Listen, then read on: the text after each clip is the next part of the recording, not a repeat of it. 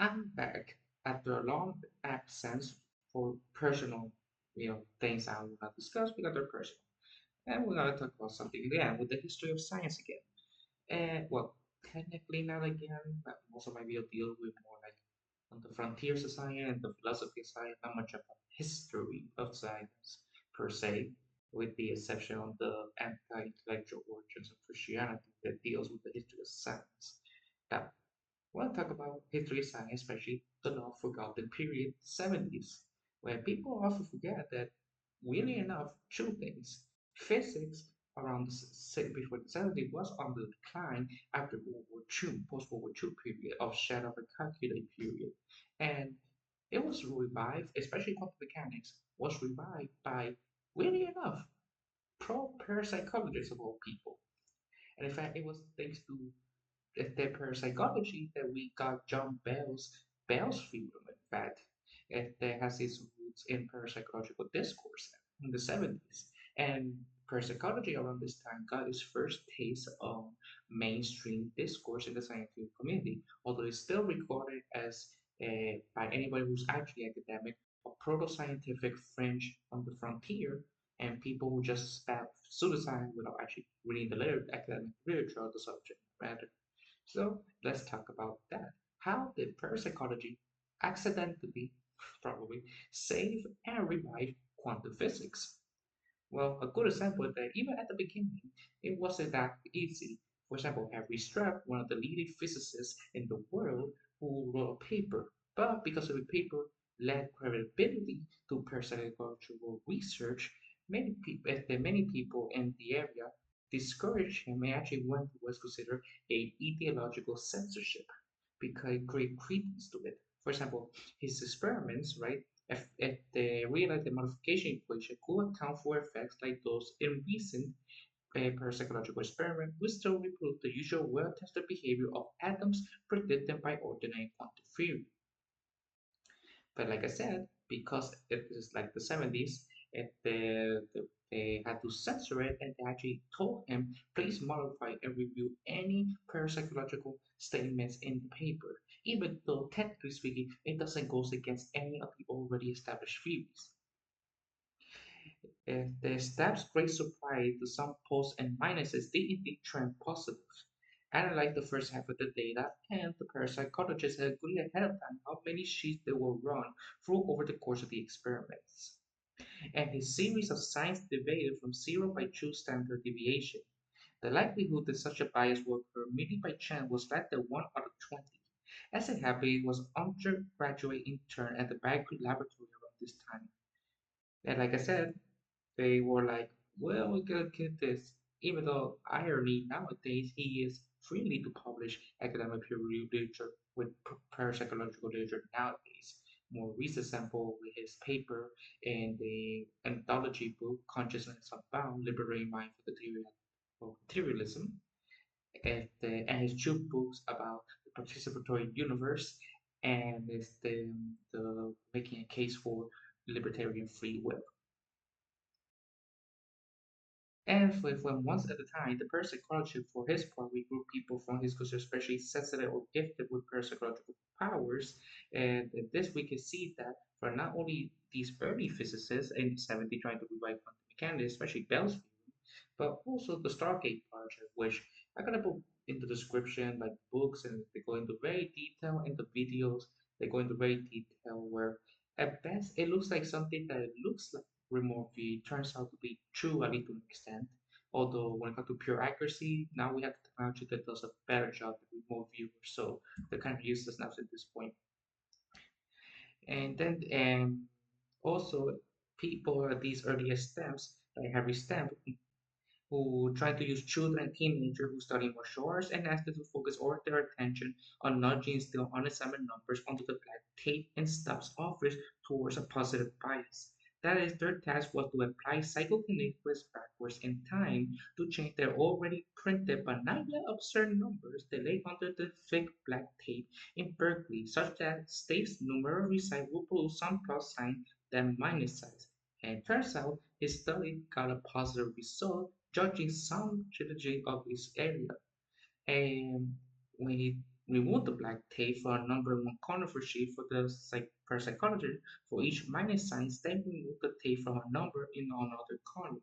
Further mechanics ensue until set have reduced the jumbo number into a serial sign plus and minus. If the signs were truly random, then the sign should have average zero, like a flip of a coin. One should find as many heads as tails on average. Step's job was to perform standard statistical tests on his row of plus signs and minus signs and check whether the signs show any bias deviates systematically from zero. They and with this plan, with the parapsychologists working in Europe, we mailed patch of corporate sheets to stop. The sheet had rows upon rows of number covered these three facts. And like I said, given the controversy, not only found evidence of something the parapsychological is happening, and they had to censor him. And said, we can let you publish the paper or remove anything related to parapsychology. Este, and perhaps that resistance stemmed from more pragmatism than hard-set ideology, because the parapsychology proposed a simple new test that you could conduct together. Staff would never have to leave his Berkeley office, he would never have to interact directly with any human subjects, clairvoyance or otherwise, and he would design procedures and protocol to satisfy himself that no shenanigans was in play.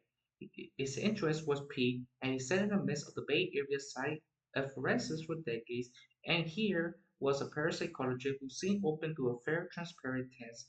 Star agreed with this partnership. It shows you the history and how this early period is like pretty much at the how do I say this preview, right, of how this is going on in the 70s. And like I said, because of the statistical civic reform, we have a side effects or rules from errors or experimental design, if not outright fraud, which is the common critique against parapsychological discourse, which I do agree this is a legit criticism that should not that hinder their claims. But like I said, now with recent study as far back as 2006 forward, with so far to my knowledge, 12 academic scholarly peer-reviewed books making a case for parapsychology and the hundreds of papers that came out since 2006. Because 2006 was basically the researches or the revival of parapsychological research as a legitimate field and not just some French people who with religious bias. And remember, he never cited any parapsychologist experiment or extrasensory perception or psychokinesis phenomena. So the research continued to seem manifestly similar to perhaps even the result of quantum entanglement. He since replied with some fragment that he never examined parapsychologists very closely, and like I said, this is where it becomes a fundamental group. This will lead a group where he becomes later part of the fundamental physics group. These group of people who were interested in Bell's theory and quantum entanglement, which again has basically its roots in parapsychological discourse early on, even though it is considered now as the mainstream thing. Now we know Bell's theory is true, right? At the Einstein local realism is false, so we have to be open to the possibility that we often consider as parapsychological nature can not only exist, but is consistent with our current reductive physicalist paradigm.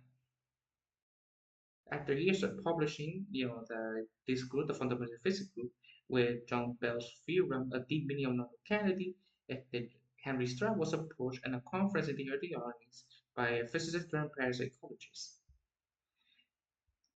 And the paradigm represents a technical effort to devise a unified theory of consciousness, parapsychology, and quantum theory. The book or which Weissman, which titled Quantum Paradigm, which again part of the fundamental physics.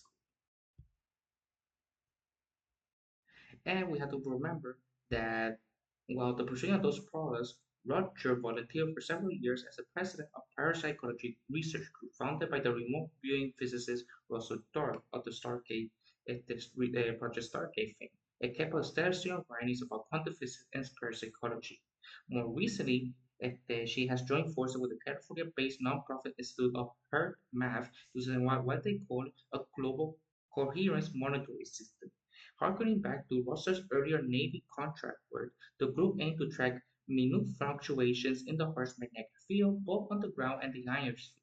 The goal is to determine how the Earth's field affects human heart rhythm, pattern, and brain activity, and more importantly, how human stress and emotion are influenced by fluctuation in the Earth's field. And the great aim to understand how effects of collective emotion-based human energies can increase the internal stress level, to monitor whether shifts in the past collective human emotionally might be correlated, and hence, if the use to predict earthquakes, volcanic activity, or similar planetary scale events, its interest in quantum takeaway has truly gone global. And remember, the Herbert, like Robert Herbert, tackled most directly with the question of physics and consciousness that he had been exploring in the earliest days of the fundamental physics, including the possible relation between Bell's theorem and parapsychology. He defined in some detail his playful metaphase typewrite, the device which he had hoped to conquer the spirit Harry Houdini.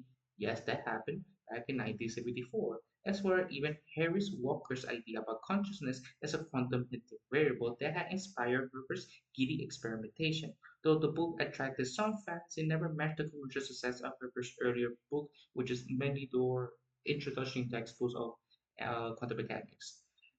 And also, like, a good example of like these ideas going around time in the 70s were it's called it the groovy science. And whatever, we also have Sarsirak also became a regular participant of related group known as the Parapsychology Research Group, founded by, at the Russell Tribe. He served as president of the group in 1988 to 89, hosting monthly meetings, all the while he organized annual Essen workshop with Nick Herbert.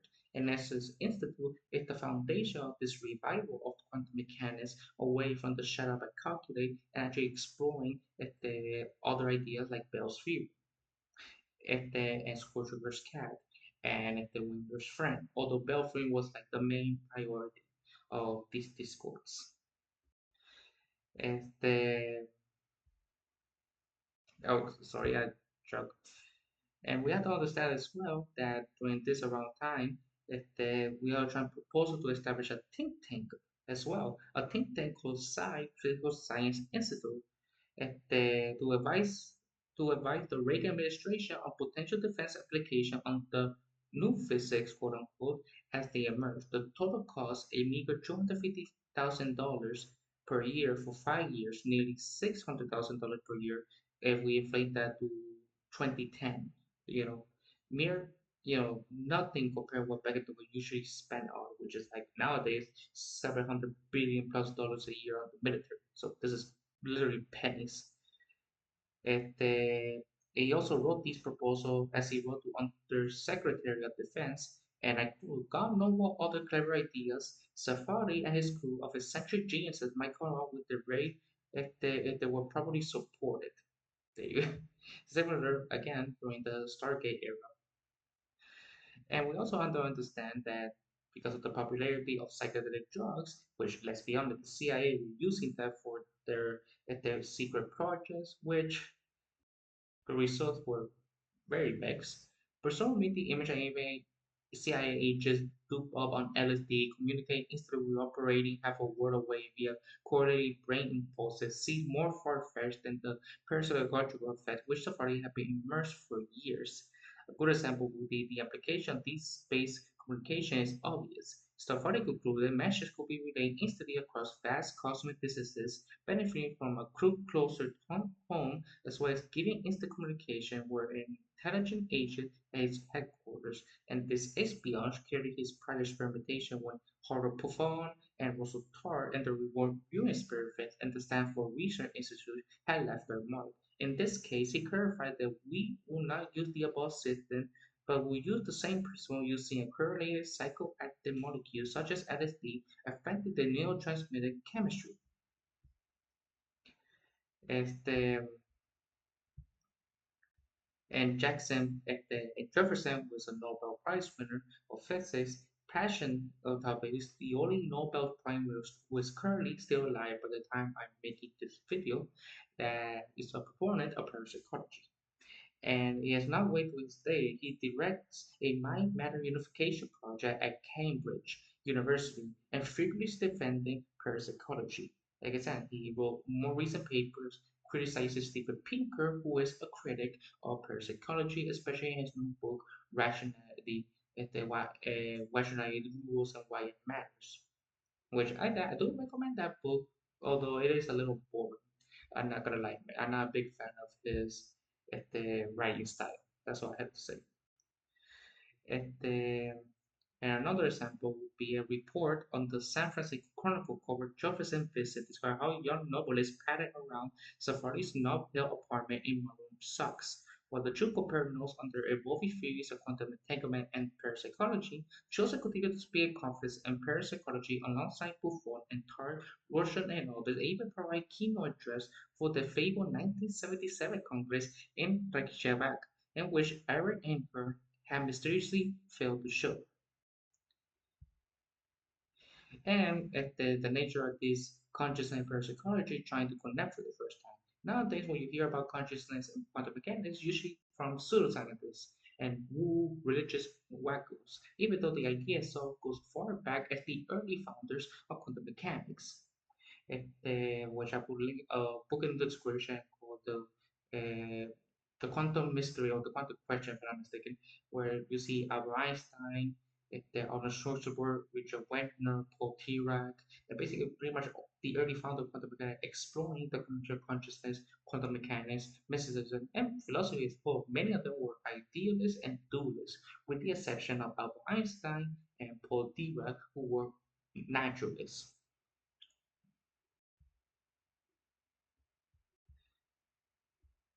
And we also understand that people like Matuk, who drew heavily on these studies of quantum mechanics, who account for psi phenomena, automatically got fucking mosquito in my head, on several laboratory studies, including one of his own. He published several irritation in his works in parapsychological journals and spoke on the same science lecture circuit in Rochelle, Buffon, Carr, and Costa de Borca. Once he began publishing regular physics papers again that were entirely on hidden variables, Bell's theorem, and the foundation of quantum mechanics, topic that he never approached before his work on parapsychology. And also, at the this work for decades, people in the fundamental physical contribute their own papers to the Conference of Quantum Mechanics and Parapsychology. Not long after that, Faber, who served as a Columbia's physics department chair, became the boss of all of those Nobel laureates that would later become future research of these quantum mechanics and Bell's theory. And we also have to understand as well that the focus of these areas of the fundamental physics group who were trying to push the limits of science, like for example, is it possible in their 1967 physical review paper of particles that might travel faster than light and coming to and coined the term tachyon in the process. These articles focus whether such theoretical piece might well be consistent with the framework of relativity and quantum mechanics and did not approach potential parapsychological consequences. And in the book, The Prometheus Project, McCray searched for the long-range goal in 1969 by Fernbrook, landing him squarely with the network futurists that include Iron Hemworth. Perhaps because of these injuries, the fraud Uri Geller handler brought the young Israeli performer to Fort Worth in Colombia during Geller's first trip to the United States in 1971. And also, the fundamental has group towards physical account of parapsychological effects. Wagner, in turn, commented generously in public and in print of Elizabeth Rogers' working an explanation for the reward viewing result in the Harvard Buffon and Russell Tarp, who had recorded their Scilab in Stanford Research Institute. Wagner concurred that Soldier that Bell's theorem seemed relative and encouraged her work on multidimensional space-time and psi phenomena. Remember, this is the same Richard Wagner who is the pioneer of quantum mechanics.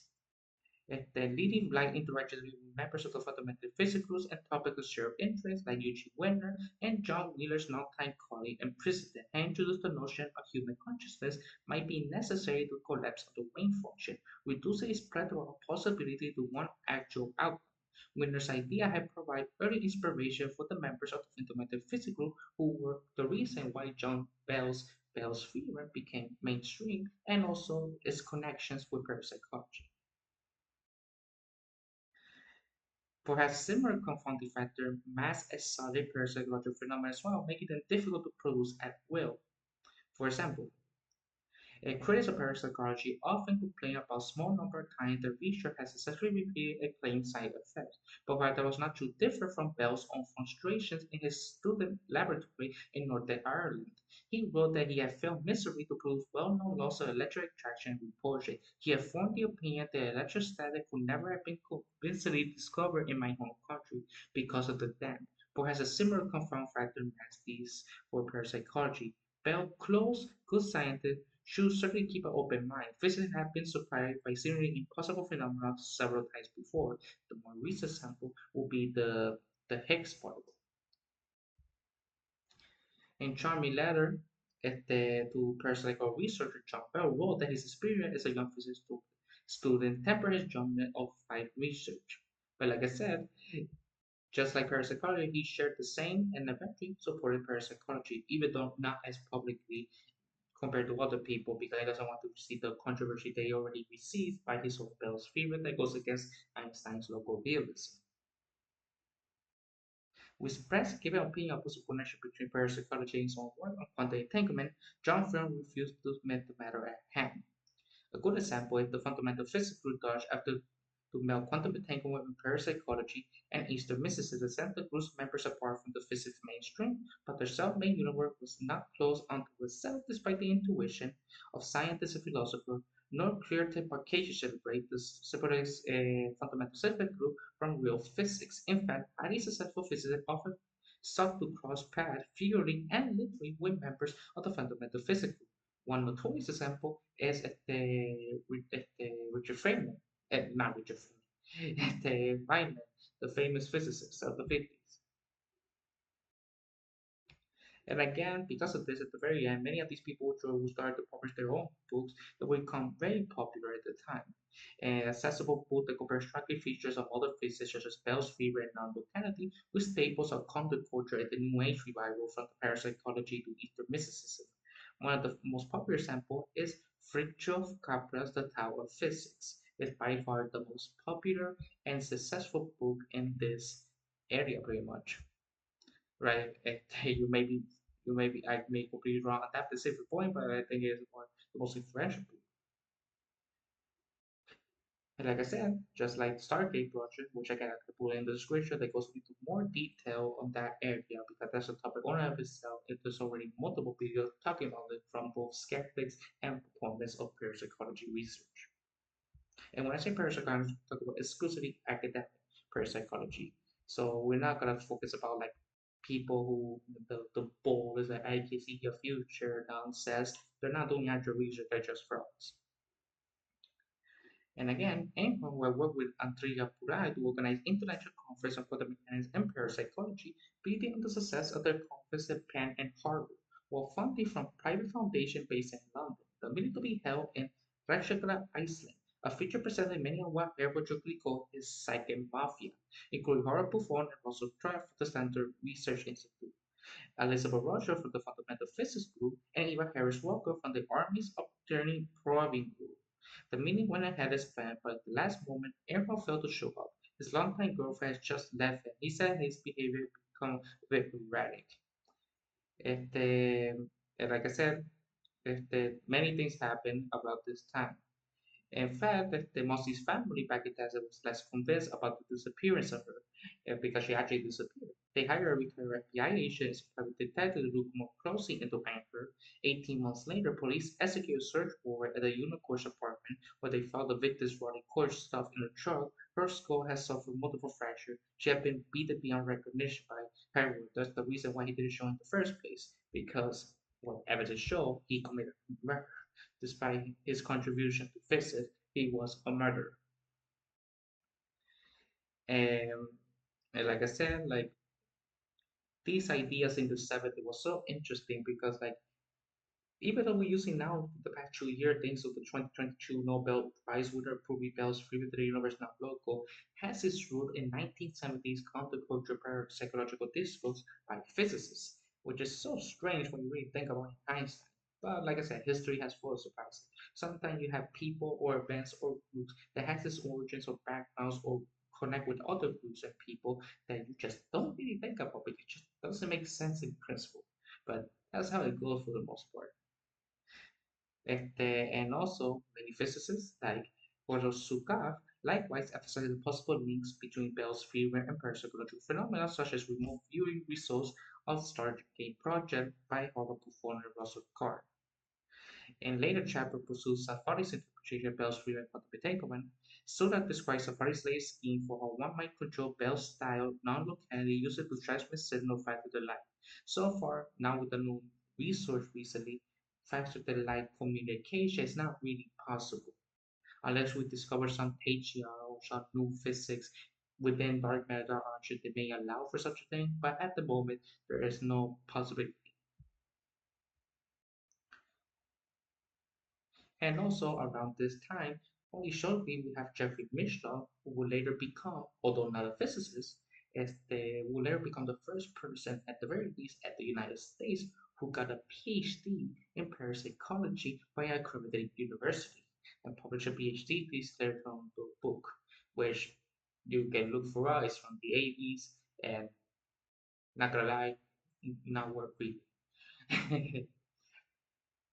But like I said, and then you see these people like Jeffrey Mishlove, then become a graduate community who allowed to jump into dissertation topic that require him to write extensive report on the history and current status of parapsychology, and to see how this is not just a pseudoscience, but this should be taken seriously.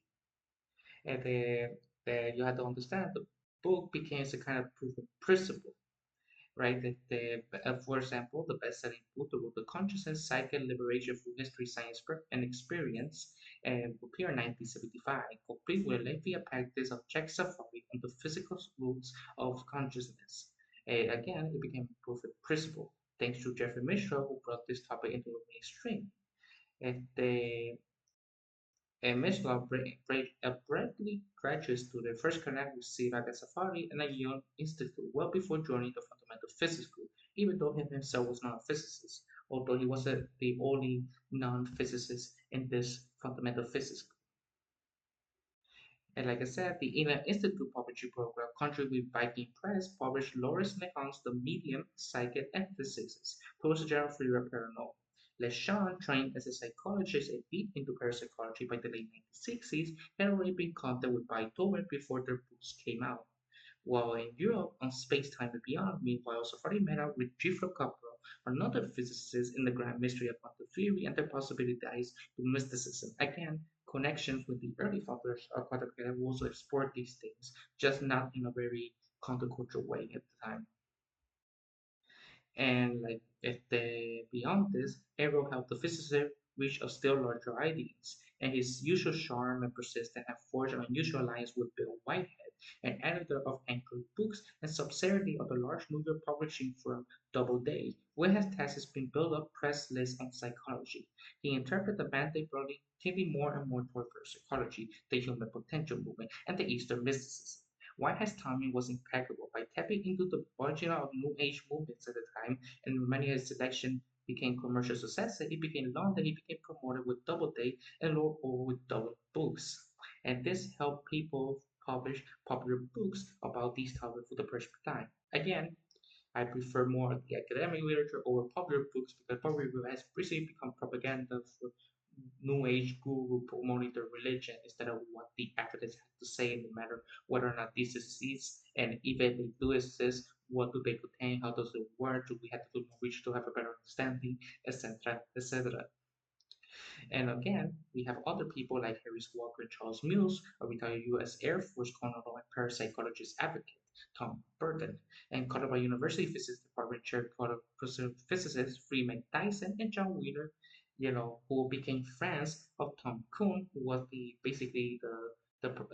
leading public advocate of this research, not only parapsychology, Bell's theorem, and the revival of the mechanics in these fields, while at the time was still either obscure or not much encouraged by the mainstream scientific community at the time.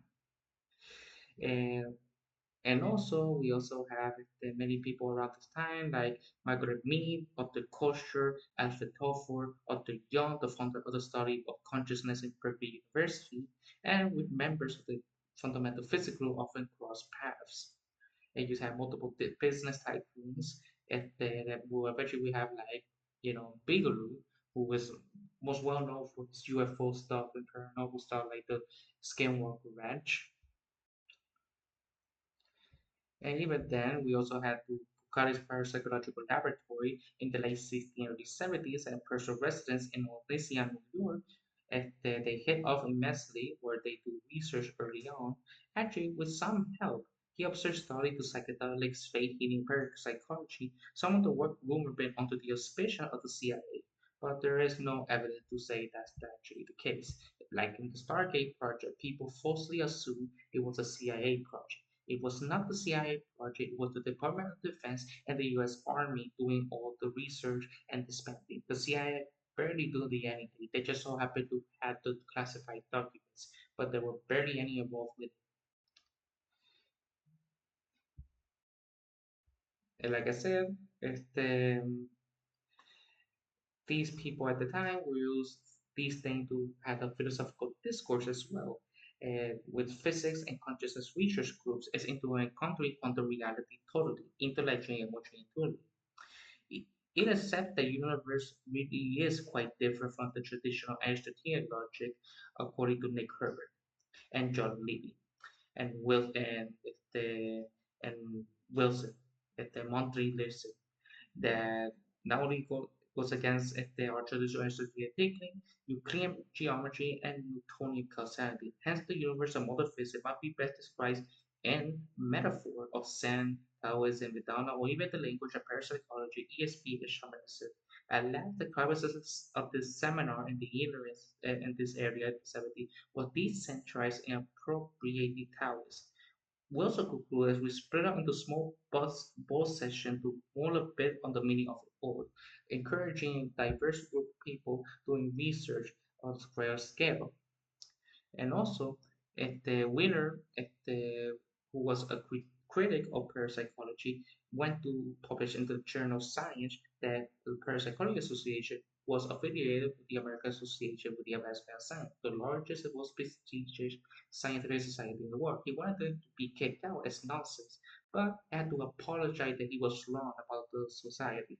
He appealed to the American Association to revoke the membership that had been granted back in 1969 to the Parapsychological Association that had come with a charge to drive the pseudo out of the workshop of science that he trained his side more narrowly upon Safari, Rousseau, and company. With a closest lecture by admonishing that not use Einstein Pawlowski-Rosse experiment to claim that information can transfer faster than light or to postulate any so-called quantum interconnectedness between separate consciousness.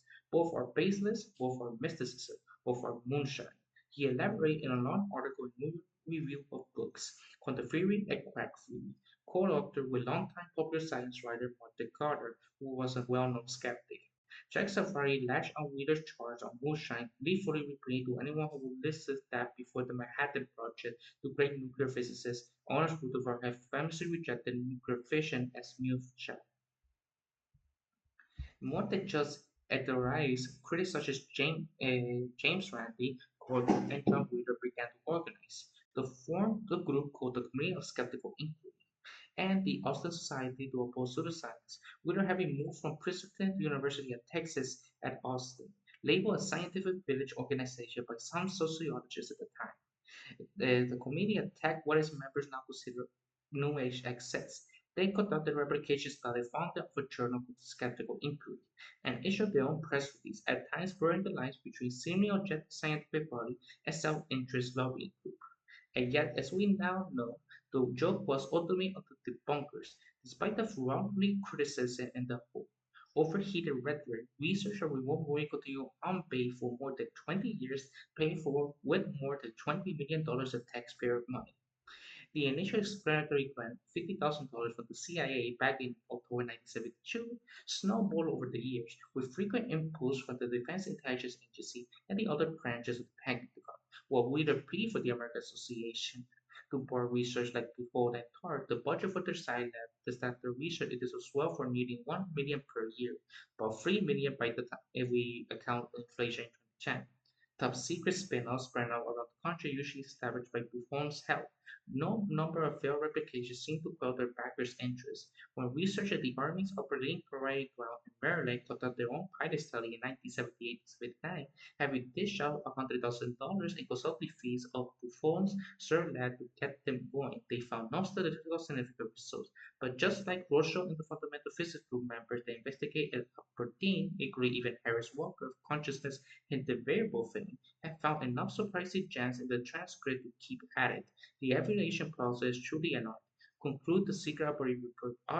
Our replication of the CIA protocol did not result statistical significance. The result conceived, but we will learn a great deal about ourselves, and the cash keep flowing. And now it's raining outside, for fuck's sake. I can't even do a video without something interrupting me. Like I said, it backfired because the Communist Capital Inc. When it was founded, was inspiration against New Age idea, which I agree with that. When they published the anti-astrology manifesto, Carl Sagan was against it because he said this is not scientific skepticism. This is the dogmatism for denialists, right? And when they did their first and only research experiment of the Mars effect, it turns out the Mars effect, this neo astrology project, was true, and they had to go out of the way to hide that they were wrong, the skeptics were wrong. But one of the people, co-founders of the Community of Skeptical Inquiry, you know, plain out told what really happened, the infamous Star by paper. And Marcel Rubio, with the co-founder of the community, has criticized the media's category as not actual, actual skeptic, just wannabe skeptics. And he praised parapsychology as the most advanced proto-scientific field in the world, and praised Parapsychological Association, affiliated with the American Association with the Advancement of Science, and with the highest standard of scientific research dedicated for this art. And people who were against the Stargate project, like everybody, some came out swinging compared Pluto and Tom research to Lycos decision making of Soviet genetic research after World War II. Both of these critics argue threatened to edge out legitimate science. James Randi, who is again not a scientist, he's just a magician, and and they had demonstrated that Jack Safari how old-fashioned magic could replicate many of the Uric Gators' feats. The problem with Uric Gator, although he was part of the Star Trek project, he was only there for a week. He only participated in one experiment. So they were trying to focus on the guy who barely did anything and he was kicked out at the start. So took more humorous approaches. He dedicated the entire chapter of his popular book on delusions to the psi research, calling Plutarch the ruler and party of psi. 30-page detail the Renti considered to perform entire crimes against scientific method, statistical reasoning, and common sense. And again, despite this, they still continue despite their criticism. And even with their healthy dose of skepticism about the paranormal, the people reason that any subject, even if it does exist, is a science. If the methodology of science is used to study it, and so is the first order of business for the fundamental physics group. Russell Safari, Siddharth, and Weissman set out to replicate standard research institute viewing experiments. They dedicated all of June and July 1975 to new experiments. In the end, they failed to find any significant result after reported to summer annual meeting of the Parapsychological Association. Independent judge only managed to match the view's description sketched with photos of the target located and chance level, but they did find intriguing correlation all the same. One view produced surprisingly detailed description of different targets shipped from intended target by day or so. Perhaps Russia and company suggest this view had received pre-coordinated vision where the outbound observer would be going to the next session. All ample material the fundamental physical pursuit to follow session throughout the next year, including the presentation by Google and Tough themselves that would later influence the study. And again, what's interesting, we have to understand the entire history now because it's very interesting how they did this because it's a really big mindfuck of all conceivable measures about how they did this. And the members of the fundamental physics groups were certainly fascinated, even mesmerized by John Bell's theorem and non-locality. When it comes to Einstein, he quotes the edge of the distance. Most members concluded that Einstein happened to know half of it. for the fundamental physics group have been founded not in the first instance to explore the meanings of Bell's theorem, but to plant the foundations of quantum mechanics and search for explanation for parapsychology and psi phenomena. If the extrasensory expression, psychokinesis, the works. For most members, the group Bell style non-localized seem tailor-made to explain curious, occult-like action at a distance. Their interest in Bell's theory and its psi phenomena blossom side by side. The young physicists of the fundamental physics group launched their quest at Propium Moment, the Central Intelligence Agency, and the Pentagon, and several defense laboratories across the United States were if they were each hard at work on site, spurred by fears of Soviet bloc advances in mind reading and mind control. If the leading representative of the military-industrial complex had been on the parapsychology trail even before long-haired hippies embraced the New Age occult scene, like psychedelic drugs in the 1960s, which likewise spread by quintessential Cold War setting to the wide and innocent youth movement. The Bay Area witnessed a strange conjuncture of the 1970s cloak and dagger spycraft intertwined with the latest enthusiasm of the flower children in the middle of all these fundamental physics groups. Early on, the members grew up a roadmap for discussion, quote, quantum reality, that to several dual matters of New Age speculation. At first glance, such as mishaps of interest must surely look bizarre. PhD physicists from elite programs dabbling in the occult. Yet on the longer view, the combination appears neither shocking nor unimpressive. Both mesmerism in the 1770s and spiritualism in the 1870s have become an international sensation in both cases. Leading scholars from Madras to St. Petersburg to Paris to London to Boston to New York have formed committees and staged public demonstrations, learned periodicals and the popular press, published tens of thousands of articles debating the reality of purported facts and evaluating possible explanations drawn from scientific canons if they are today. Indeed, spiritualism, the claim that certain special individuals, particularly sensitive mediums, who establish contact with the dead and had translated the spirit mysterious knockings on tables or rapping on the walls into specific alphabetic codes to deliver messages from beyond the grave, proved to be just the opening gambit for broad, fin de shade revival of all things occult. Telepathy, psychokinesis, and alchemy all moved to center stage. In Britain, major scientific authorities, including Lord Rayleigh, J. Thomson, William Ramsay, and William Crookes, several of whom went on to become Nobel laureates and presidents of Royal Societies, devote decades of effort to investigating the latest claim.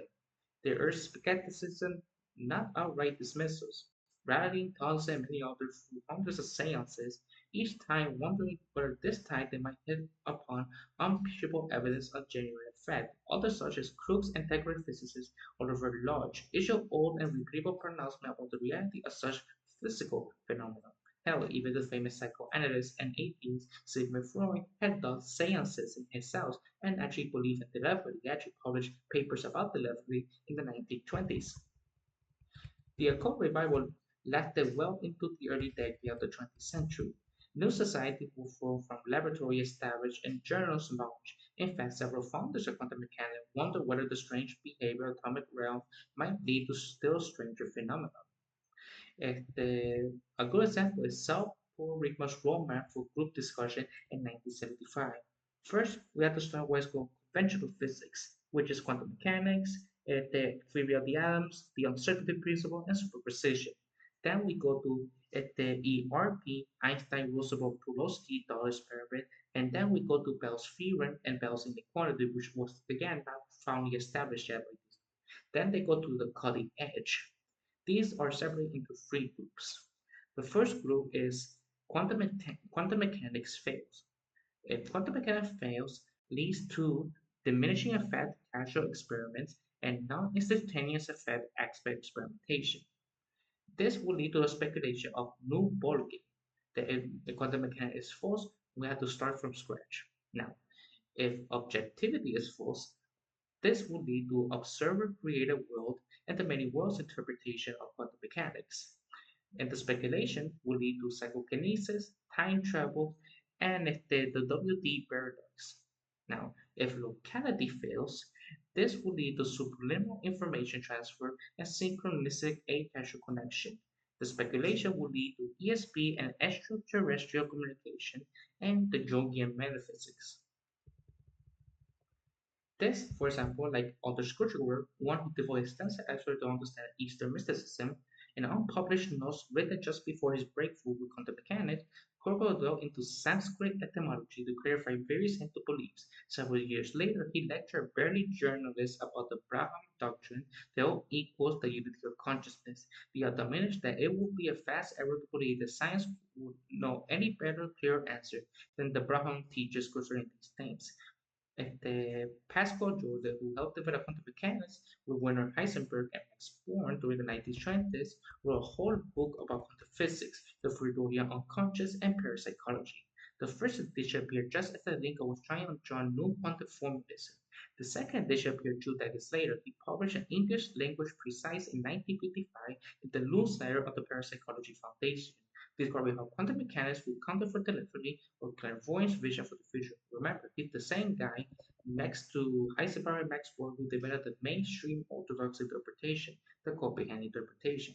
And Albert Einstein also wrote papers defending telepathy, although he wasn't considered himself as a believer as such, but he did defend it and there is scientific research that should be taken seriously. Beginning in the 1930s, Heisenberg's longtime friend and fellow quantum physicist Wolfgang Pauli, who was also a defender of the Copenhagen interpretation, worked closely with the psychoanalyst Carl Jung on a similar quest. For decades, they sought to plumb hidden connection between quantum mechanics and what Jung famously called the collection of conscious.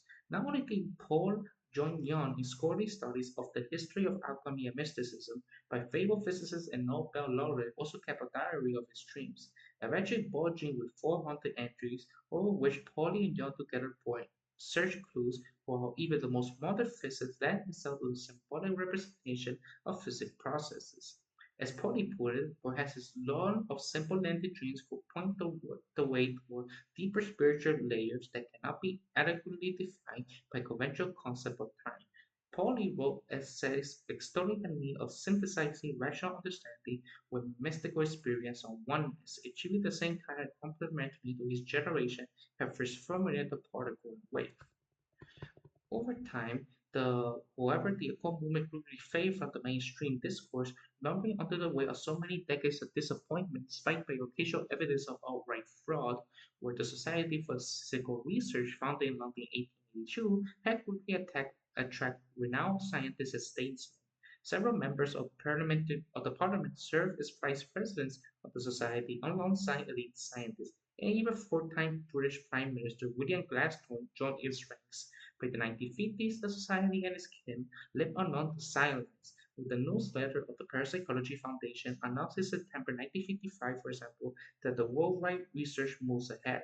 Few outside its dwelling members seemed to notice or care. Just a few weeks earlier, the journal Science had carried a devastating critique of science and the supernatural, and commentary from New York Times and Time magazine had gladly declared the field dead, despite, like I said, its revival and renaissance from 2006 onwards and the revival of William James' idea of the field theory of mind, even though the field theory is heavily proponed by the dualists, despite James himself was a pluralist idealist. When members of the fundamental physics group rediscovered the occult 20 years later and began to investigate psi phenomena from the advantage of cutting-edge physics, they were resurrected a once proud tradition. Like the Rose to Bell's theorem, they bump along crooked paths to psi, or as several of them will have it, perhaps as well as meant to be just one more example of Jungian synchronicity. Even though to now even the most up-to-date scholarly paper I could find about the topic, there is no evidence of Carl Jung's metaphysics or ontology. Consider, for example, Jack Safari's entrance into Sidewell in summer 1973, soon after receiving his initiation into the International Center for Theoretical Physics in Italy. Safari happened to read a story in San Francisco at seminar about research underway on the Stanford Research Institute. Much like the fence-oriented laboratories at MIT and ESWL had been a flashpoint of students and faculty projects just a few years earlier. Much of the hidden light of April 1969 matches sit-ins at Stanford University focused on the vast array of classified military projects at the SRI, everything from chemical weapons to Vietnam-era counterinsurgency techniques. Early in 1970, Stanford trustees eager to quell the protests spun on CRI as a private research enterprise and diverse the university ties to it. The research took their defense contract with them, only to see contract renewed plummet as the Cold War bubble burst. The lean years brought new opportunities for some, including laser physicist and former Stanford lecturer Harold Buffon, who had previously worked as a naval intelligence officer and as a civilian research at the National Security Agency. He completed his PhD at Stanford in 1967 on a new type of thermal laser and stayed on for several years to teach in Stanford's electrical engineering department, where he co-authored textbooks on quantum electronics. He joined SRI in 1969 and left the university the following year. When CRI was spun off in short order, his laser resource government contract began to deflate. With time on his hands and Reese asked his SR supervisor for permission to begin conducting a different set of experiments, tests of parapsychological effects. Buffon was a devout Scientologist at the time, and controversial sort of belief the center of mystical connection between mind and body, and is also a crazy ass cult. Had also dabbled in early rumblings of the California New Age scene during the 1960s, including workshops on Gestalt therapy and consciousness expansion, and also the pre-reduction of radiation poisoning. Booth has secured a grant from private philanthropists who have made his money in the fried chicken businesses, who checked for $10,000 at the time was now would be something around 50 plus thousand, who was up and running. He quoted another laser physicist from Sylvian's research laboratory, Russell Tarr, who had done some graduate level work at Columbia but left before completing his PhD. Tarr too had begun sample some of the New Age offering from the Bay Area. Together, they jumped into the side business. The big break was in September 1972 when the fraud Your Killer visits the laboratory and to test on them. Even before the physicists at the Stanford Research Group began to publish the result, the research started to make headlines over the Bay Area and beyond. Thus, it was a funny happened upon the newspaper article about their work, and by 1973, just a few weeks before he was to leave for Italy, intrigued he got the RI and conducted the electronic and bioengineer laboratories. Buffon and Tar's side lab was called, and invited to come and see for himself. He spent a marathon a day at the lab, 70 hours in all, during which he met Buffon and Tar, as well as paranormal enthusiasts Bernard O'Regan and Hector Michel. The latter is a former astronaut who conducted telepathy experiments with friends on Earth while he orbited the Moon during the Apollo 14 mission in 1971. Upon his return to Earth, Michel founded the Institute of Noetic Sciences in Palo Alto, California, to support parapsychological investigation. His institute had held the back row to Geller's visit in 1972. Not long after Safari's day-long visit as SRI, one of Keller's close associates, the medical doctor parapsychologist Andrea Bucray, published an admirable biography of Keller, omitting simply Yuri. Buhari had a copy of Safari, who was turned loan to his mother. The book combined with Safari's recent introduction to Keller's thesis, SRI triggered a monotone shift in the young physicist. Bucray asserted the book that Keller received repeated telephone calls for robotic sounding voice that called itself spectra. The voice claimed to be an extraterrestrial computer orbiting the Earth, expecting a small group of select individuals to help prepare the future contact. While in contact with the passage, Safari's model told Jack that he too had received such telephone calls 20 years earlier, at the age of 13. The young Safari had ignored, forgotten, or repressed all memory of the strange calls until his meeting with Buffon and Tar and his mother reading of Bukhari's book, brought it all screaming back to consciousness. From that point on, there was no going back. Safari threw himself into strange world of parapsychology. During Safari's first visit to the Stanford Research Institute, Bernard O'Regan asked Safari if he could introduce Gary to some of the European physicists. When he was about to visit, so the scientific test group routine.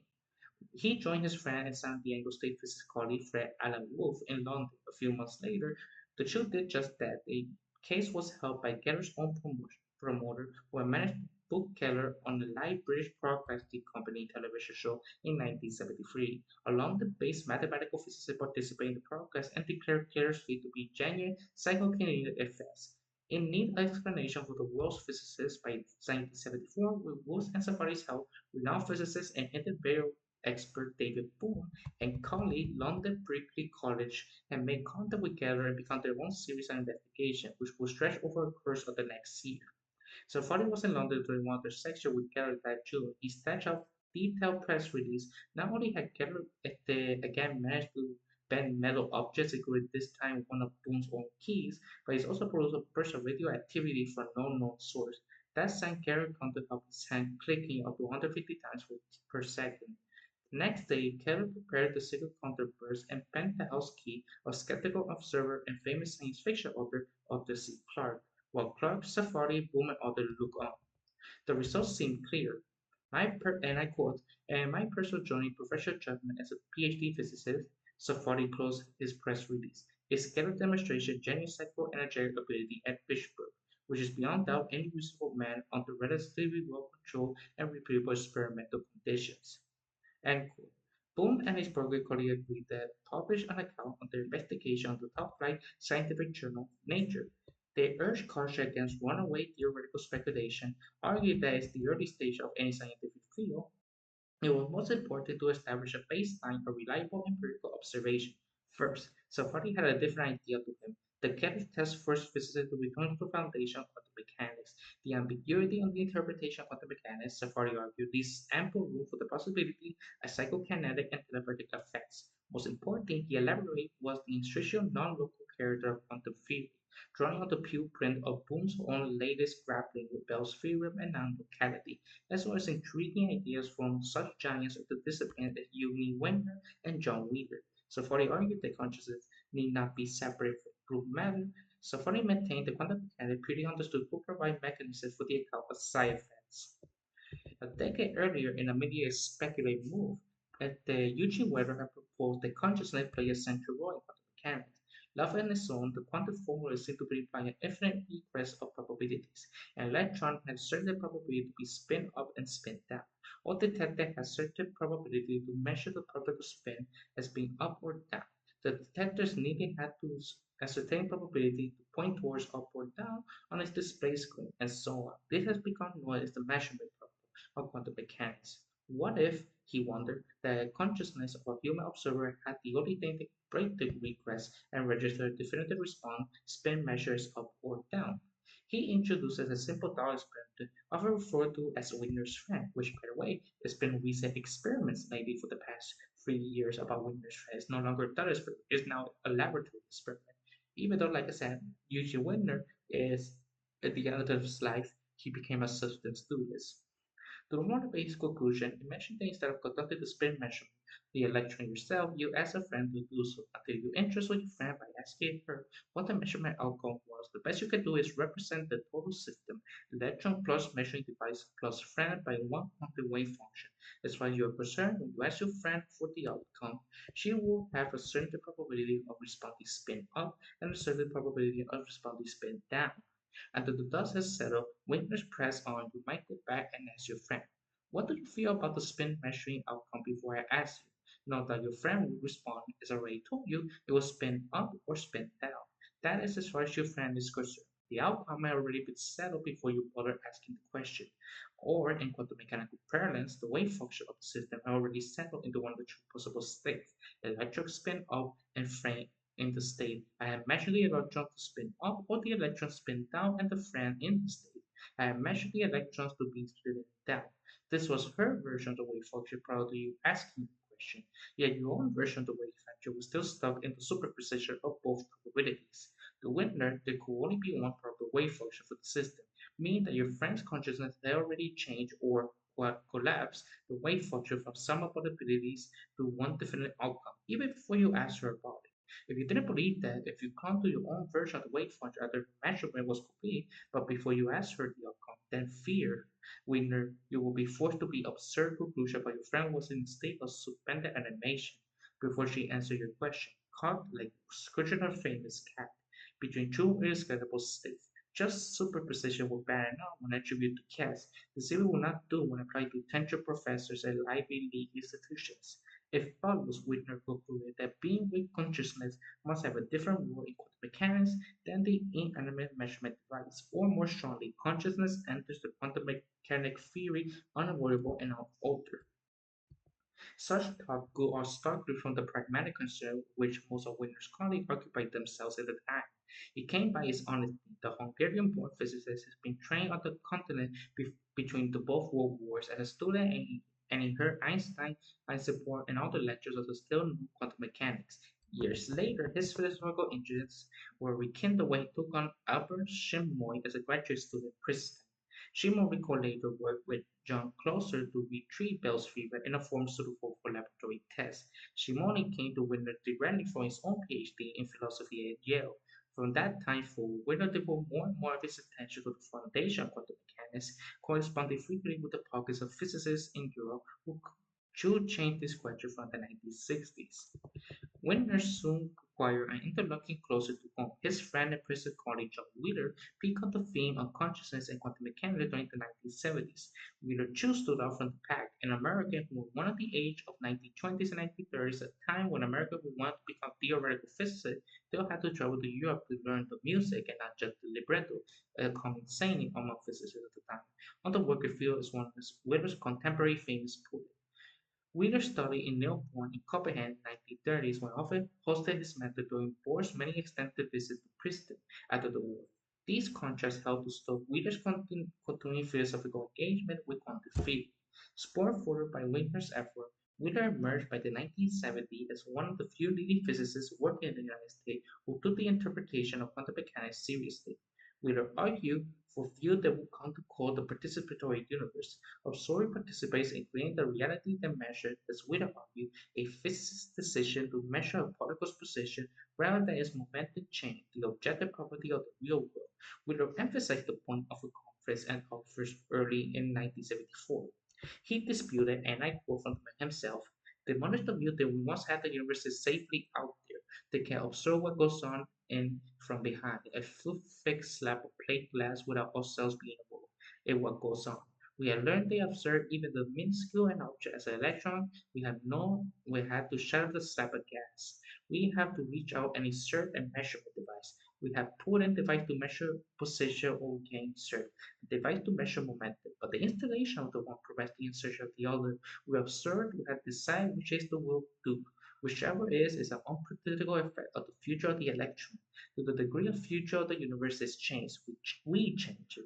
We cross the old world observer and replace it with a new world participatory.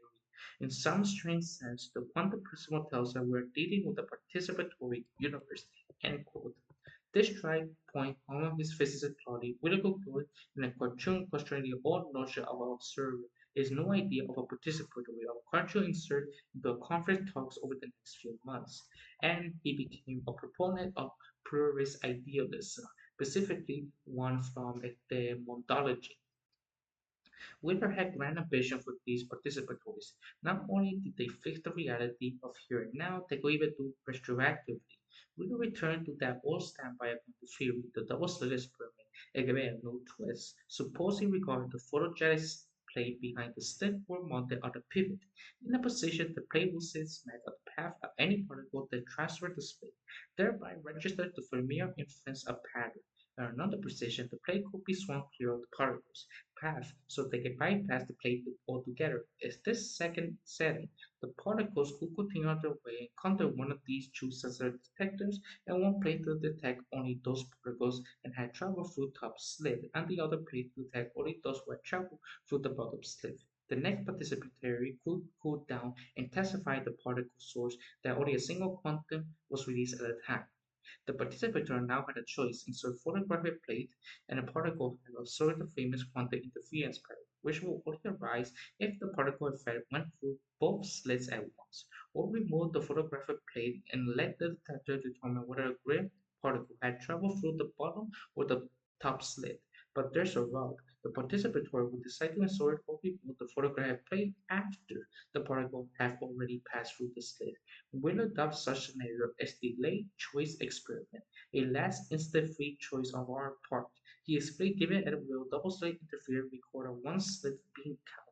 The lesson: the past has no existence as it was recorded in the present. The universe does not exist out there, independent of all acts and observation. Instead, it is some strange sense of participatory universe. Not everyone was pleased with this conclusion. Some anonymous writers highlight the passage of MIT library copy of the conference proceeding adding on the margin slip. Ugh. That's what they actually said.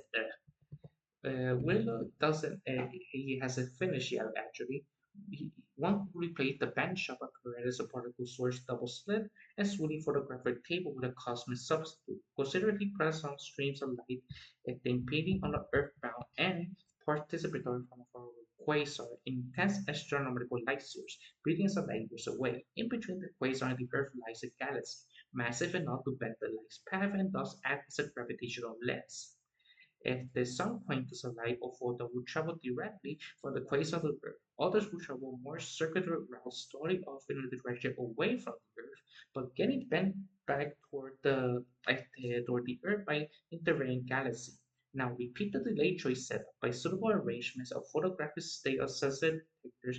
The participatory could decide to measure by which route an individual photon transformed the cosmos, direct or via the path-bending galaxy, or if he or she could decide to measure the quantum infrared that comes from transferring both paths. But the photon has already passed galaxy billions of years before we made our decision. It was as if we decide what the photon shall have done after it already have done it. In this case, not microseconds before we came our choice, but billions of years before. Indeed, he emphasized our decision to take and determine the path of a particle that was emitted long before there was even life on Earth. To Wheeler, the central feature of quantum mechanics is participatory nature, thus explain not only the outcome of this and of the experiment, but the emergence of the universe itself. He cited the pre-Socratic philosopher Parmenides and the Enlightenment philosopher George Berkeley, names that not all appear. They did it in Wheeler's sense, a nestled between citation to Einstein, Bohr, Richard Feynman, and Stephen Hawking, but in the order of those authorities. Wheeler advanced his view to participate gives the world the power to come into being through the very act of giving meaning to that word. In brief, no consciousness, no communication community to establish meaning, then no world. He continued, on this view, the universe is to be compared to a circuit self-existing. In this sense, the universe gave birth to consciousness, and consciousness gave meaning to the universe. Or as he returned to the theme a few years later, the act of a server participative via the mechanism of the delayed choice experiment in turn give tangible reality to the universe, not only how to put back to the beginning in case his colleagues missed the point, Wheeler can turn to whimsical cartoon like his observer and participatory stick figure. Wheeler's self-actualization universe continued to grace several of his talks for years to come, which shows you a picture of the what we consider the universe, and then you see like going around a circle of a giant eye stereo itself. Will pushed this line rigorously throughout the 1980s, encouraging a number of physicists to conduct actual delayed choice experiments. Yet his basic idea of the matter had already yielded by the 1970s.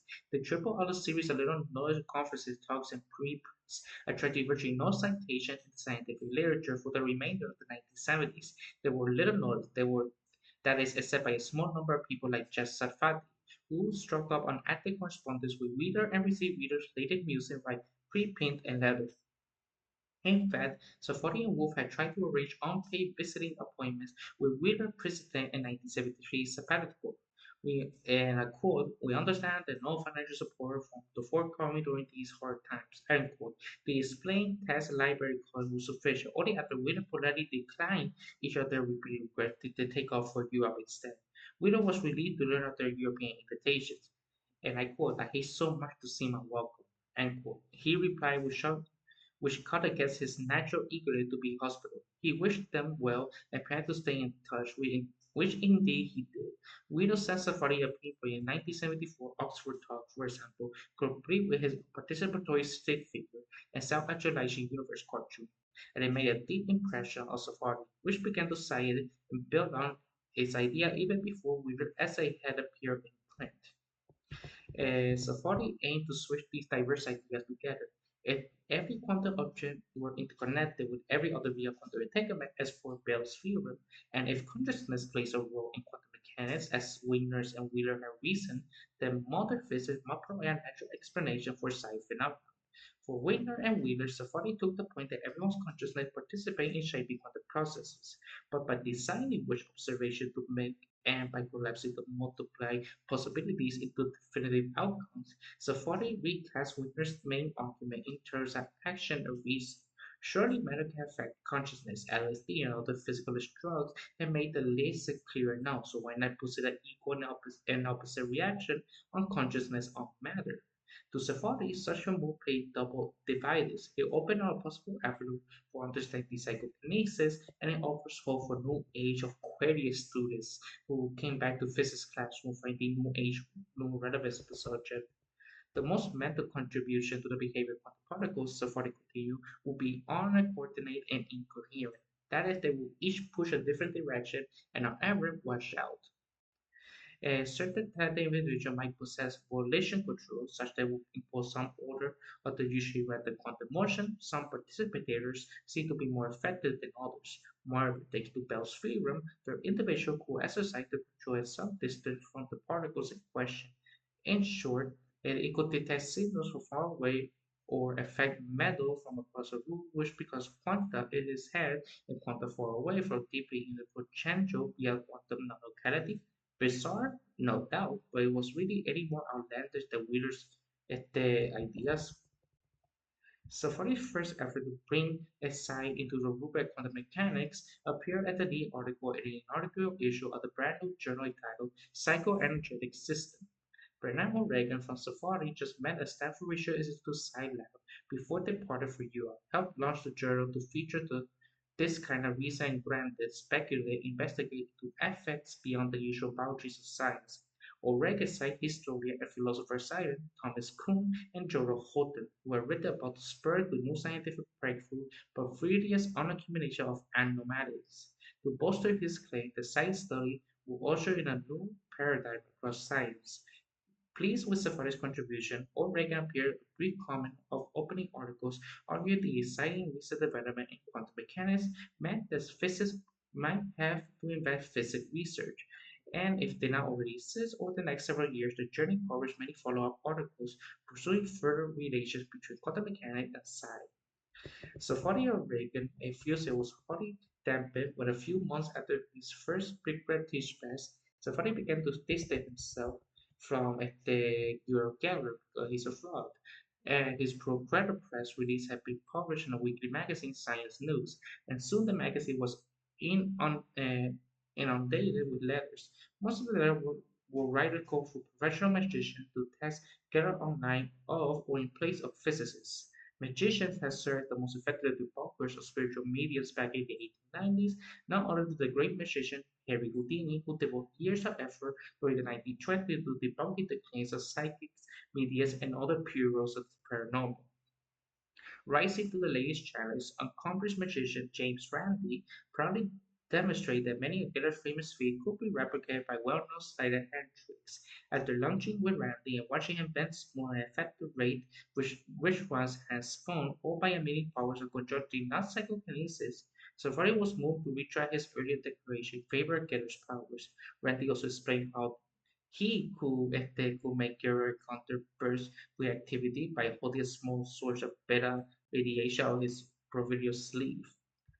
And I quote, I do not think the error can be of any serious interest to scientists who are currently investigating parapsychological phenomena. End quote. So far, he explained in a new press release. In short, in order to unaid the Sephardic articles escalate to widespread controversy over Kerr's psychic claim, super mystic or super fake, as the San Diego magazine. A few years later, emphasizing its feature article on Getter, the young Israeli performer seemed to be internally on trial, a kind of cold war Getter publication had developed. For every debunking effort by the magicians, like James Randi, there's also appeared a growing endorsement. One of the latest accounts from the Naval Surface Weapons Center in Civil American, whose expert had proclaimed that Keller altered the lattice structure of metal alloy that could not be duplicated. There is no present scientific explanation as to how he did this. Numerous study publications did little to quell the rising controversy. The San Diego journalists note, if anything, they simply added to the fire. Critics such as James Randi hand-wrote that they had revealed Keller's psychic power to be little more than skillful conjuring. James claimed, rather prematurely, that Keller's continued performance, even after magicians like Randy were on his trail, amount to digging his own grave. Yet all the while, Keller admirers fanning out across the world continued to keep faith in the authenticity of his proclaimed powers. As far as Safari was concerned, his rejection applied to Keller, not to Sai. Here again, Safari was willing to help draw path. Exactly a century earlier, William Crook, J. J. Thomson, and the rest had followed the same procedure. When a question about a particular medium emerged, they dismissed the medium but not the notion of spiritualism in general. To Safari, the whole universe of society is still begotten and the relationship with quantum mechanics remain to be explored. More recently, he has in fact retracted his retraction, maintaining that there did display at least some genuine science activity in recent years.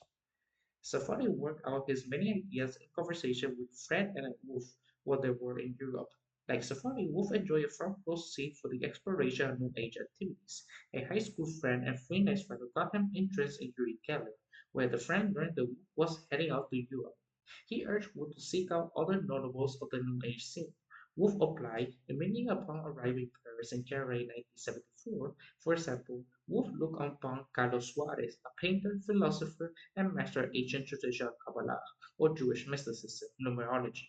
Safari joined Wolf for some of these chats with Suarez, and in no time Safari began urging John Wheeler to contact Suarez himself because of the similarities of Wheeler's and Suarez's ideas about the structure of the universe.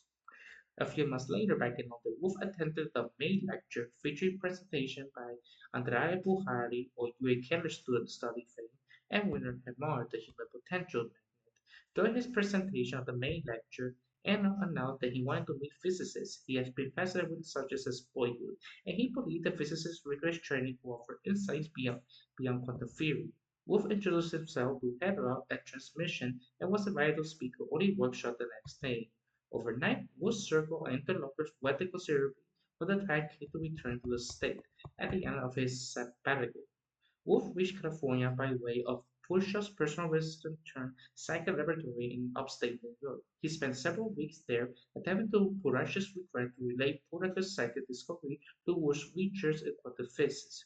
Wolf eventually admits defeat, and I quote, I can't say that I discovered that I would like previous to their ability, end quote. He later wrote, but only after undergoing his own out-of-body experience and enjoying similar discussion with Puraki and his followers about Safari, who too was hooked. While Safari and Wolf broadened their horizon in Europe, other physicists will soon form the fundamental physics group for the contemporary line of inquiry in Berkeley. Like Safari, Nick Herbert and South Paul Sirac were captivated by Wigner's suggesting about central role of consciousness in quantum measurement. They turned Wigner's proposal on its head, asking what quantum theory implied about the nature of consciousness. Herbert had noted a string of recent papers by fellow physicist Ivan Harris Walker, which Walker had constructed a theoretical model of consciousness. Walker wrote a dissertation at the University of Maryland in 1964 on plasma physics and the behavior of charged bodies in motion, and made his career at the Ballistic Research Laboratory of the U.S. Army Operative Proving Ground in Maryland. Like Harder Perform, founder of the Stargate, while Walker began to find more time in his hands as defense spending research waned, he began toying with Bones' hidden variable during his off hours. Walker postulated that consciousness might be an infinite set of hidden variables, real but beyond direct physical observation. Like the hidden variables in Bohr's original model, these C variables, as Walker doubted, would determine the measured outcomes of quantum processes, and that he began to calculate quantum processes in the brain, such as electron tunneling across synaptic gaps between nerve endings, seem to establish three distinct ways of data processing: subconscious at 3 bits per second, consciousness at 100 million bits per second, and will or volition at 110,000 bits per second. This last proposition could serve as a data channel for psi effect. According to quantum mechanics, all kinds of events will transpire, some with high probability and others with substantially low probability. Walker hypothesized that an individual might be able to consciously select an otherwise lower probability outcome and use his or her will to rearrange the C variable as to produce an outcome. Although Bohm had introduced hidden variables into quantum theory precisely to replace the probabilistic demonstration with definitive causal mechanism. Walker's hypothetical process would involve non-transfer energy, he declared, only information, thus a psychic would in principle violate the second law of thermodynamics, create a more organized state out of the less organized one, but not the conservation of energy. Moreover, thanks to Bell's theorem, a long-distance entanglement, the low probability event, would take place miles away from the volition plane that had willed it into being. Several of Walker's papers appeared to the Journal for the Study of Consciousness, which served as a house for the organ of Arthur Young's Institute for the Study of Consciousness in Berkeley, a many place where Wadley Hall were several members of the fundamental physics group frequently crossed paths. Herbert Sira was thus among Walker's earliest readers and devout fans. Herbert was so impressed that he made thousands of photocopies of Walker's early articles to hand out to fans. He was still working his day job at a copy machine company, Sim Corona Merchant, or he could make photocopies rather easily. Sim featured Marcus work on some of his freelance articles and defended it from skeptical critics, including his variable fame David Hume. On the third, Sega shot back. One of the most attractive features of Walker's model was that just those things that are peculiar about quantum mechanics reminds us those things that are peculiar about consciousness, especially as a simplifier psi phenomenon. Psi and the symbol psychology were made for each other, and so far as Sega was concerned, Walker's unified theory illuminated both aspects equally.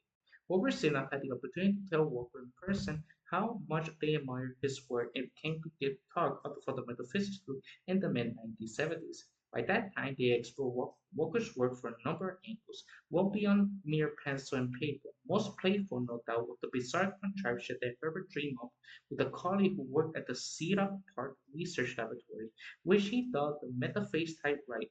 Sierra, in a tightly built fictional account of what happened next, began the mini helper, explained the meta typer had become, as a joke, a tongue-in-cheek way of challenging the far-fetched but dreamy theory of Harris Walker that consciousness functions as a set of hidden variables in a quantum mechanical system.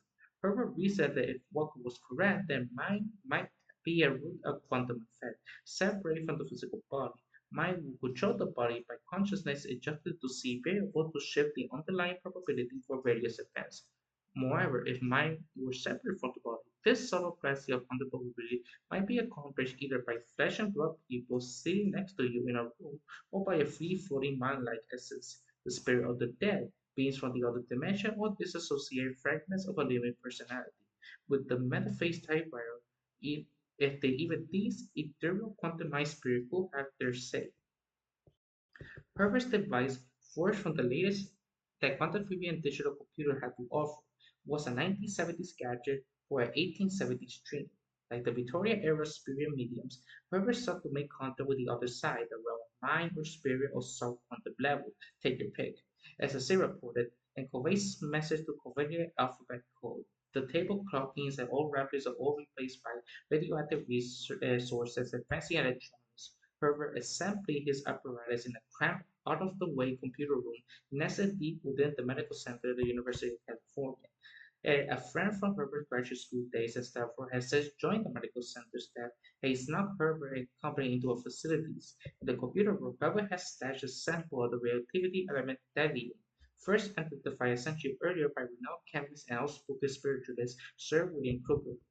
Although the not as strict as today's safeguard, by the mid-1970s, several barriers stood between would-be experiments and radioactive material like thallium.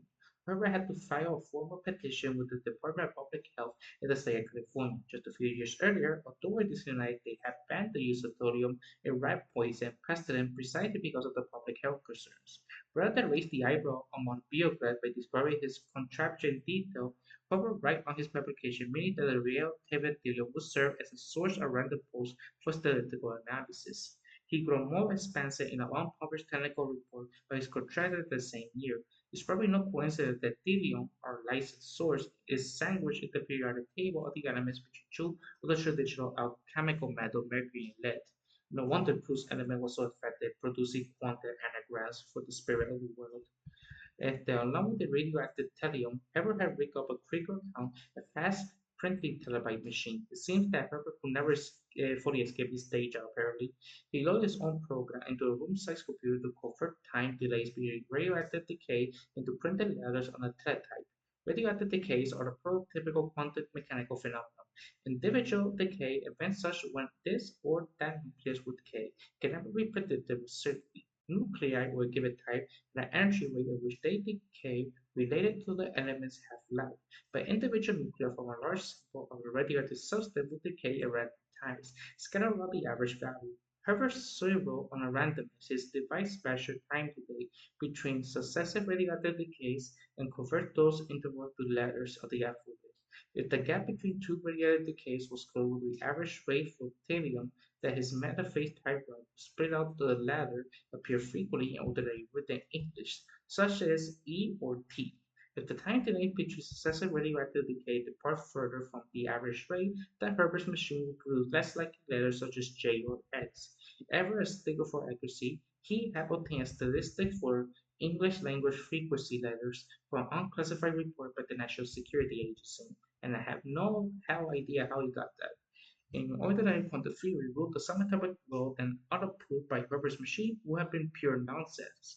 A random jumble of letters built out in a row, but if Eva Harris Walker Musing were on track, if someone or something consciousness to screw the probability for radioactivity, nudging individual letters away from an otherwise likely value, then the mind could control the sequence letter tap out by Herbert's teletype. Following along Walker's train of thought, Herbert reasoned that some conscious entity must be able to speak a group by ways of purpose machine. Rather suspect communication channel you might think, tease Theorem and his article, then you have encountered strange mind of many Hilbert. Herbert and a company trying to devise several trials. First, they did a series of self-proclaimed psychics to join them, asking the guests to use their conscious willpower to spell out a list target words of teletype. If consciousness consists of workers and variables, Herbert contended that the psychic might be able to use their mind to pro less likely event into fruition or pause likely events in their tracks. Proof will come from the string of letters rat-tat-tatted out of the teletype machine. All the time, the group conducted seance around the machine, trying to make contact with recently departed colleagues who had known about the research before they did. The climax came in March in 1954 when March hit the Hibbard Sierra and about a dozen friends had a day-long seance to make 100th anniversary for Harry Houdini's birth. They relished the irony. The famed magician had been an outspoken skeptic and debunker spiritual tradition in his day, yet Houdini being the ultimate escape artist had promised his friend family before he died that if there were any way to come back and communicate, he would. Now was his chance. In Sierra's fictional account, the Metaphase typewriter whirled into action, spitting out the string letter an infinitum, close enough to recognize the phrase and in infinite time. To convince the onlooker that their brush with Houdini, his spirit had complained that their equipment was too slow to allow effective communication. During the actual demonstration, as Sierra recalled, they did not hear from Houdini, although the string by Young did group unexpectedly. Just as a laboratory technician passed the room of a combi with a portable Young tucked into her pocket. Young's synchronicity at its best. After the inevitable paper jams, celebratory drinking, and psychedelic drug use, the party disbanded, nor her conclusion for the mystery of quantum mechanics, perhaps by a good time, was had at all. When the fundamental physics group co-founder George Weissman arrived in Berkeley to study physics in 1971, he was in his own right a complete materialist. He had no truck with those who choose Holy Spirits or pour over works by Eastern mystics.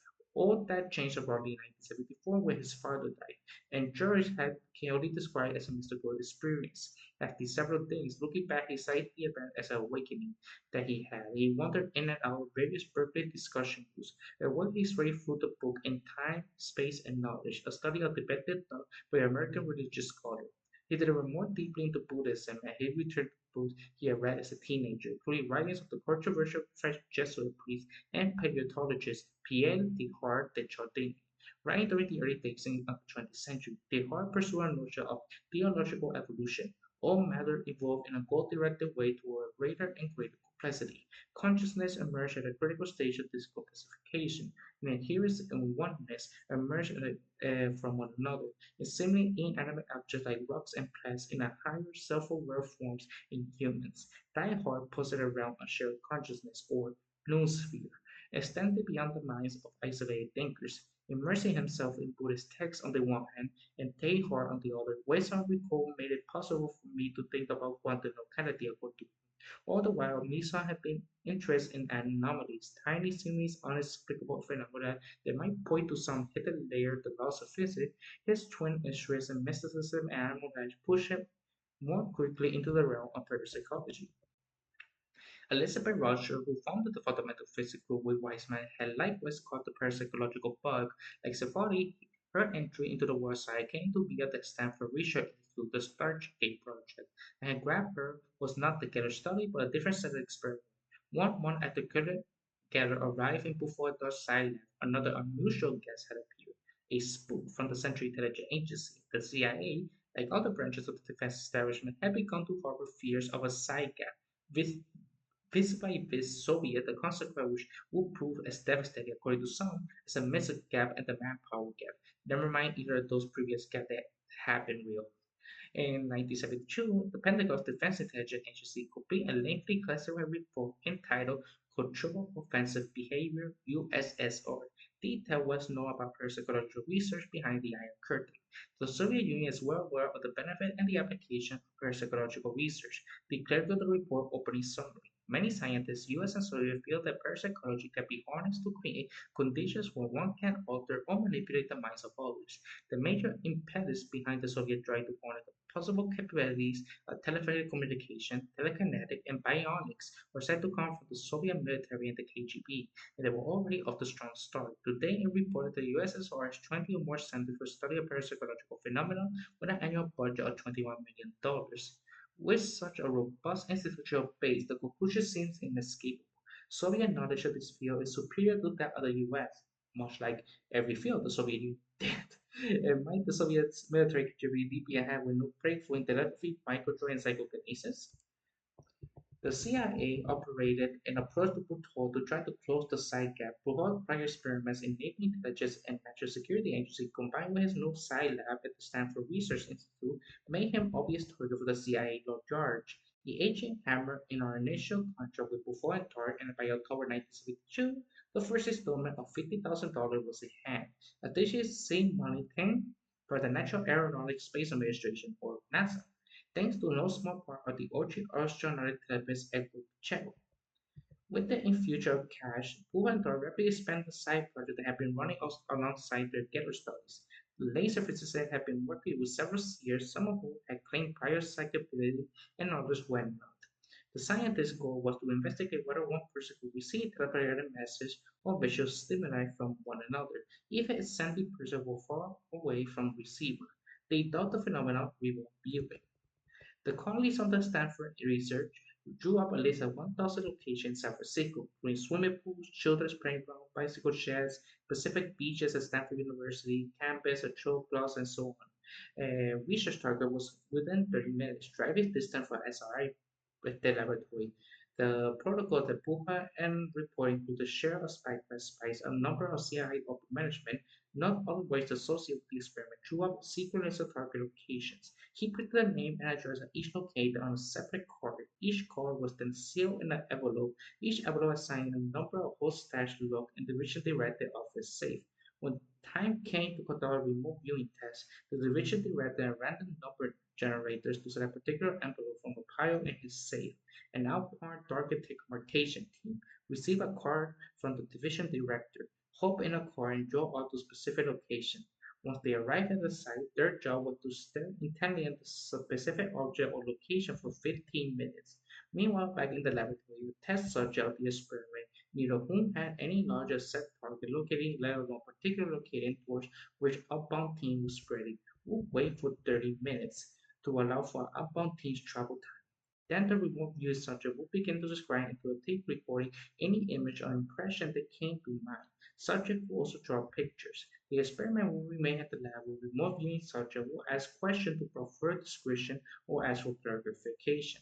The subject's verbal description will then transcribe, and the transcript and drawing given to the panel of judges, along with a stack of photographs of the target located that had been visited.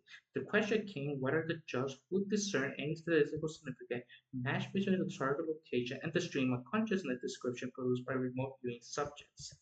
Butoh and Tor report some outstanding results after 9 remote viewing sections had completed a total of 51 experiments. Judge and match viewer description of photograph of the target locating well above chance levels. In some cases, the odds appear to be 1 in a million that the associate will have occurred merely by random chance. The laser physicists managed to publish their findings in top-ranked scientific journals. They use appropriate scientific language to describe the results. Information transmission on the condition of sensory shielding, for example, as the title of their 1974 article in Nature, a perceptual channel for information transfer over kilometer distance in their 1976 article on the proceeding of the Institute of Electrical Engineering and Electronics Engineering.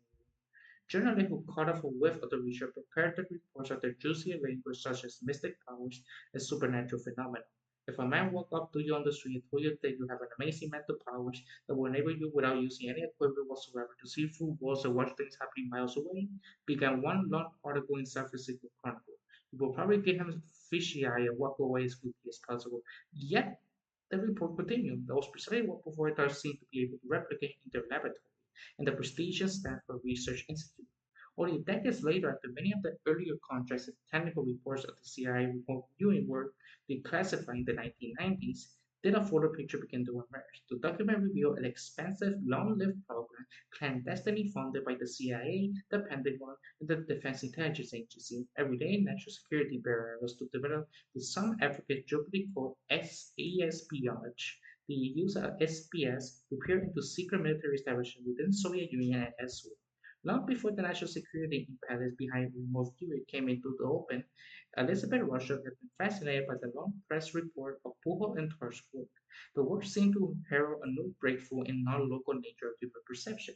Russell decided that she had learned about it. The headstrong self-starter who used to gate crash her way into Lawrence Berkeley Laboratory as a high school student and decided there was no need to wait for an invitation to visit the lab. She just showed up and doorstep one day and trying to get her brush off until showing them long manuscripts she had been working on concerning theoretical efforts to explain non-locality. Rocha had been dabbling in relativity and cosmology since her return to graduate school, and now decade in those fields she got in touch with John Wheeler, the self-same participatory universe guy, whose Jack Safari also joined at the college parties at the time. Wheeler made the frequent trip to NASA's AIM Research Center near San Francisco, and Russia often met him while he was in town. They continued the discussion via letters and encountered her forays into relativity and cosmology. She had published short papers on obscure relativist models and begun to write long monograph on the subject when first heard about Puthoff and Tart's work on remote viewing. In the course of her work, she realized that one way to account for non-local effects, perhaps even to explain Bell's theorem at a deeper level, would be increase of the number of dimensions of space and time. She can toy with the model in which familiar coordinates of space and time were made complex. Instead of a single dimension of time, for example, there would be two real components of imaginary components. A semi double of the three-dimensional space, height, breadth, and depth, led to an eight-dimensional space-time rather than Einstein's four-dimensional theory. The expanded space-time would then no sense of shorter path between here and there might look like a far spatial distance within a four-dimensional world, but in fact had no space-time distance between the large eight-dimensional universe. The long duration of time is viewed within the four-dimensional slice might take no time at all when viewed within the larger multi-dimensional system. When Russia got with those last features of her model, Pluton and Taurus stopped trying to shoot her out of the door for some time. They have been grasping for deep physical explanations that might account for their positive experimental results. They have routinely ended their early reports of remote viewing with gestures towards Bell's theory and quantum non-locality, but they had not pursued the connection any further. They really needed was a theorist, a consultant expert in theoretical physics who worked alongside them on focus on establishing some first principle explanation based on the laws of physics that might explain the mysterious remote viewing phenomenon. Russia fit the bill. Her model explained or at least could take into account why the remote viewing seemed able to receive signal instantaneously across distances and why the strength of those signals did not seem to fall off within distances, even why some viewers seem to receive signal from the future precognition. Almost immediately, Puthoff and Tarr arranged for Russia to serve as a paid consultant to their side lab and the Stanford Research Institute. The extra consultant fee did not if the doubt come in handy for young mother trying to make ends meet as a graduate student and I almost drowned. Russia began her consultant work as a side lab 1 year before she and Wesson started the fundamental physics group. By the time Berkeley discussed group began, she participated in and closely observed thousands of remote viewing experiments. In her mind, the experimental data of remote viewing seemed to seem at least as statistically solid and repeatable as a 1 in a million quality events that particle physicists chase with their huge accelerators. And to understand that we had to find the instruments of parapsychology. As pointed out by historians in the book Groovy Science, the number measured Philip was component of CS scientists who made important contributions to commercialization on DLS instrumentation. There is an indication, however, that His UCSB colleague had their doubts about Phillips' competence, and this quote drove Phillips to Science Spectrum. To be sure, leaving academia to join an unproven startup carried significant financial risk for Phillips and his young family. As it turns out, Science Spectrum was always a mutual endeavor that seemed not to have provide este, uh, Phillips with steady employment for very long. Thus, he continued to adjust the teaching of the UCSB until 1976 and generate very satellite based on extra cash. His departure from the USCS was probably entirely by choice. The physics department was at the time in the middle of a major long-term strategic reorganization and acute budgetary crisis by which made Phillips' chance of getting tenure very unlikely. Long after his finding in 1960, the department had marked on campaign to raise its status by shifting its focus away from undergraduate teaching to PhD training, research, and craftsmanship. Philip had been one of the early hires in the campaign. By 1970, he had supervised only one PhD dissertation. His publication record was indistinguished. In fact, he was significantly more productive in terms of publication after he moved to Science Spectrum than before.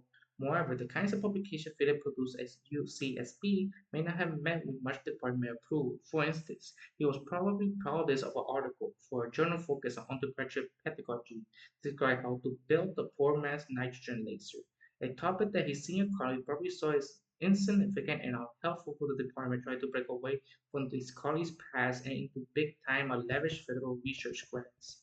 It's quite possible then that Phillips saw his tenure case would be difficult, and what he realized his interest did not align with the department. That view would have been reinforced when Vincent Chacchiaro and the chair department from 1975 to 1974 made it clear that tenure reviews were going to become more difficult during his reign. As the department history put it later, largely as a result of Vine's leadership, there was a significant change in the department's attitude regarding the appointment and promotion, particularly for its assistant professors. The department realized that he attained a position that allowed it to attract and promote only those physicists that met the highest standard. This meant making some difficult decisions, but the department has been the strongest forward. One in which Phillips' interest departed significantly from those most of his colleagues, thereby jeopardizing his tenure prospect, was growing intention of parapsychology, a countercultural form of mystical experiences. Phillips' incorporation of parapsychology into his scientific and personal outlook probably took off only after he moved to Santa Barbara in 1966. But already in the early 1970s, he was sufficient in code with the area's parapsychological community to serve as the research director at the Southern California Society for Physical Research. He was also acquainted with and occasionally appeared in public alongside many of the leading lights of early 1970s parapsychology. For instance, he was one to point to discussion circle led by Charles Tart at UC Davis that includes Stanford Research Institute, psychokinesis investigator, how to tough artists, and remote viewing in Swan and Elizabeth Rothschild, leading members of Berkeley's fundamental physics group. Finlay also spoke at the Esalen workshop on parapsychology alongside another fundamental physics group researcher, Nick Herbert. Headlining that workshop was the Israeli showman and spoon-bender fraud Yuri Geller. Philip was well aware that his side pursuit did little to advance his department standing, as he put it, at UCSB. There was several distinguished between physicists, including Vincent Giacarino, who are not sympathetic to physical research. Involvement has psychological risks. These are strong-willed people. Nevertheless, Philip persisted in his participation in science community, in part simply from strong personal desires for spiritual development and a greater intuitive awareness. But Philip's persistence also stemmed from professional belief that psi phenomena merit scientific investigation, and that some mystical tradition description of the world conveyed on those covered by quantum mechanics and scientific cosmology. In other words, Philip aspired the scientific approach to psi phenomena that cut between credulity and skepticism. On the other hand, he quite clearly believed in and insisted on some phenomena that would usually be labeled paranormal. On the other hand, he expressed dismay at the everyday occult mishmash and the foolish trickery that abounds in Southern California. His philosophy is perhaps best summed up in his resignation letter to the Southern California Society for Physical Research Board of Directors in 1974, and I quote, "My employment situation has remained unsettled and several psychic interests have deployed here in Santa Barbara, and I find that I just don't have time for real involvement in society activities in Los Angeles. Uncritical belief in any and all claims can be reserved for religious groups. Systematic examination of minute details of particular phenomena may be left to the scientific journals, but a good down-the-earth examination of the local psychic folk can do a lot but the whole field in perspective for society members at the man on the street. End quote. Despite the shadow of his cast over his career, Philip's interest in parapsychology lasted the rest of his life. As his son Glenn, a frontman for Total Wet Sprocket, put in a song memorizing his father. Dad's in the garage plays a legend in fable. The 43 bucks on textbook on physics, 20 on more on parapsychology. There's the TTP paper TTP project. With his employment unsettled, Philip took both his garage project and to his interest in parapsychology to earn extra cash. Thus, about the same time, he joined the science spectrum. He founded his own startup company, Gallon Company. Planet was in many ways what management called a lifestyle company. The line between his startup and Philip's old hobby was often blurry, and Philip sometimes offered Gallon service to the local parapsychology community with little regard for the profit. One of the projects Philip was mostly keen interest in was the amplifier he built for Bill Wedge, a devotee of the so-called voice film. In television sound, a paranormal or terrifying tape record his and other electronic voices. His correspondent would about West speak of Philip's desire to know what the voice phenomena are and how to make them clear. With no mention of turning his amplifier into a commercial product or attempting to derive any revenue from his work.